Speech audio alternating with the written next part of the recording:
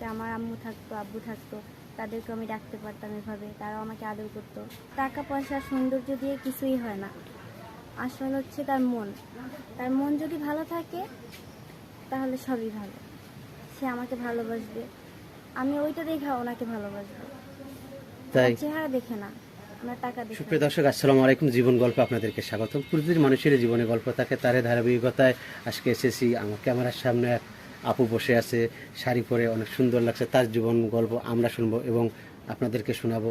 তো কথা না বেরিয়ে সরাসরি আপুর কাছে চলে যাচ্ছে। আপু, আসসালামু আলাইকুম। ওয়ালাইকুম আসসালাম। আপু কেমন আছেন? আলহামদুলিল্লাহ, ভালো আছি। আপু একটু জোরে বলবেন, আমি কানে কম শুনি তো। একটু ভালো আছি। ভালো আছেন না? তো আপু, আপনার নাম কি? আমার নাম নূপুর। নূপুর? জি। নামটা অনেক সুন্দর। নামটি কে রেখেছে? আমার দাদি। দাদি? জি। দাদিকে কখনো বলা হয়েছিল নূপুর নামের অর্থ কি? না, এটা বলা হয়নি। বলা হয় নাই? অবশ্যই আজকে যা জিজ্ঞেস করবেন। আমার দাদি বেঁচে আছে? হ্যাঁ, আমার দাদি বেঁচে আছে। আলহামদুলিল্লাহ। যা জিজ্ঞেস করবেন যে দাদি আর নূপুর যে নাম রেখেছো, এর নামের অর্থ কি? তো নূপুর আপু, আপনার হোম ডিস্ট্রিক্ট কোথায়? খুলনা। খুলনা, বাগেরহাট? জি। আচ্ছা। ফ্যামিলিতে কে কে আছে? আমার দাদি দাদি? বাবা মা? নেই। বাবাও নেই, মাও নেই? না। ও মাই গড। কত মানে আপনি কত বছর বয়সে আপনার বাবা মারা গেছে, বাবা মা? যখন আমার 3 বছর বয়স তখন। 3 বছর যখন বয়স, তখন কি বাবা মারা গেছে না মা মারা গেছে? দুজনেই। একসঙ্গে? হ্যাঁ। কিভাবে এটা শুনি? accident-এ। Road accident? জি। My God. খুব। তখন যে মারা গেছে তখন আপনি কি সব কিছু আপনার বাবা বা বাবা মার স্মৃতি মনে আছে? আমার অতটা ভালো মনে নেই, কারণ আমি ছোটবেলা থেকে আমার দাদিকে অনেক ভালোবাসতাম, আমি দাদির কাছেই থাকি। এখন সম্ভবত আপনার দাদির কাছে আপনি মানুষ হয়েছেন, হ্যাঁ। তাই না? জি। তো আসলে ওই বাবা মা যখন মারা গেছে তখনকার স্মৃতি কিছু আপনার মনে আছে যে? কিছু কিছু মনে আছে যে মাঝে মধ্যে তাদের ফেস আমার সামনে ভাসে আর কি। ভাসে না? হ্যাঁ। মাকে বাবা কতটুকু মিস করেন? খুব একটা বেশি না, কারণ দাদিকে অনেক মিস করি, দাদিকে অনেক ভালোবাসি, ছোটবেলা থেকেই দাদি সেই সব আমার।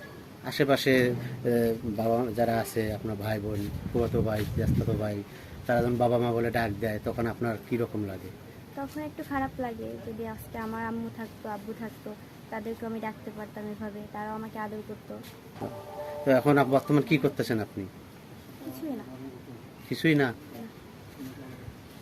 আচ্ছা নূপুর আপু, আপনার বয়স কত? 18 প্লাস। 18 প্লাস। প্লাস? জি। 19 ছুঁই ছুঁই? জি। আপনি কি এখনো সিঙ্গেল না মিঙ্গেল আছেন? সিঙ্গেল। সিঙ্গেল? জি। লেখাপড়া কতটুকু করেছেন? ইন্টার ফার্স্ট ইয়ার বললাম। Inter first year.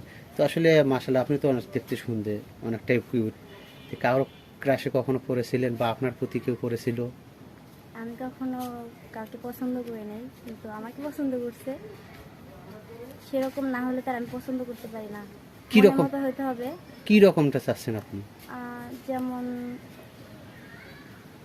টাকা পয়সার দিক দিয়ে, বাহ্যিক সৌন্দর্য? টাকা পয়সা সৌন্দর্য দিয়ে কিছুই হয় না, আসল হচ্ছে তার মন। তার মন যদি ভালো থাকে তাহলে সবই ভালো। সে আমাকে ভালোবাসবে, আমি ওইটা দেখে ওনাকে ভালোবাসবো। তাই? চেহারা দেখে না, আমার টাকা দেখেও না। চেহারা দিয়ে কোনো ব্যাপার না, টাকাটা শুধু হচ্ছে মন। ভালো একটা মনের মানুষ চাচ্ছেন, তাই না? জি। আচ্ছা নূপুর আপু, আপনি বয়স আসছে বলছেন, আপনার বয়স 18 প্লাস, তাই না? তা আপনি কতটুকু সিনিয়র চাচ্ছেন? আমার থেকে 10 বছরের বড়। 10 বছর? জি। 10 বছর তো অনেক হয়ে যাবে। 10 বছর অনেক হলে সমস্যা নেই, কারণ 30-35 হয়ে যাবে তখন। ব্যাপার না, একবার কারণ একবার সেম টু একবার তো সেম সেম পাবেন না। মেয়েদের থেকে ছেলে যদি বড় হয় ওই সংসারটা খুব ভালো টিকে। ওই ছেলেটা বুঝে একটা মেয়ের ব্যাপারে। একটা ওয়াইফের কতটুকু হ্যাঁ। রেসপেক্ট করতে হবে, ভালোবাসতে হবে, টেক কেয়ার করতে হবে। একটা বয়স বেশি হলে ওই ছেলেটা বোঝে, তাই তো? এটাই বলতে চাচ্ছেন? আর যদি দুজনেই সেম বয়সী হয়ে যায় তখন দেখা যাবে যে ঝগড়া যেটি টুকটাক লাগতে থাকবে। তাই? হ্যাঁ। মোবাইলটা রাখো তুমি, মোবাইল দেখা না। আপনি চাচ্ছেন আপনার যত সিনিয়র হবে ততটুকু আপনার টেক কেয়ার করবে বা ভালোবাসবে। ভালোবাসার জিনিস, ভালোবাসা কাকে বলে সে বুঝবে, হ্যাঁ। তাই না? আর সেম সেম নিলে হয়তো বা 2 দিন পরে আপনারা ভালো না লাগলে আবার অন্যখানে চলে যাবে, এখন এইরকম। এরকমই হয়। এইরকমটা চাচ্ছেন? আচ্ছা নূপুর আপু, আপনার তো মাশাআল্লাহ অনেক পছন্দ, যাচাই বাছাই করে বিয়ে করবেন। তো কোনো ভাই যদি আপনার ভিডিওতে পাবলিক করবো, দেশ উপবাস থেকে কোনো ভাই বললো যে নূপুরকে আমি বিয়ে করবো, কিন্তু সে নামাজি, আপনি তো মুসলমান তাই না? আপনি নামাজ কালাম পড়েন? হ্যাঁ। 5 ওয়াক্ত পড়া হয়? সব সময় হয় না। কোরআন শরীফ পড়তে পারেন? জি আমি পড়ি। আলহামদুলিল্লাহ। তো ওই ভাই যদি কোনো ভাই একটা পার্সন সে নামাজ কালাম পড়ে বললো যে নুপুর তোমাকে আমি বিয়ে করে পর্দা করতে হবে, তখন কি করবেন? তখন অবশ্যই করব। পর্দা করবেন? হ্যাঁ। কোনো সমস্যা হবে না? খুশি যাতে সে আমাকে পর্দায় রাখবে, এটা তো আমিও খুশি, আমিও তো চাই এরকম। আপনিও চান এরকম? তো সুপ্রিয় দর্শক, ভিডিওটা অনেক বড় হয়ে যাচ্ছে, আর বড় করতে চাচ্ছি না। আপনারা নুপুর আপুর জীবনের গল্প শুনছেন, আমি আপনার জীবনের গল্প শুনতে চাই, আমি আপনার জীবনের গল্প প্রচার করতে চাই। যদি আপনি আপনার জীবনের গল্প বলতে চান, তাহলে এই মুহূর্তে ডিসপ্লেতে যে নাম্বারটি দেখা যাচ্ছে, এই নাম্বারটি ইউটিউব চ্যানেল কর্তৃপক্ষের, মানে আমাদের। এই নাম্বারে ইমো, হোয়াটসঅ্যাপ খোলা আছে, আপনারা অবশ্যই একটা ভয়েস দিবেন, অযথা কেউ ফোন কল করবেন না।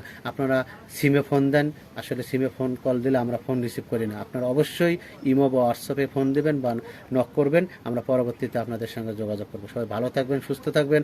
আবার কোনো নতুন অতিথিকে নিয়ে আমরা আপনাদের সামনে হাজির হব। আল্লাহ হাফেজ, আসসালামু আলাইকুম।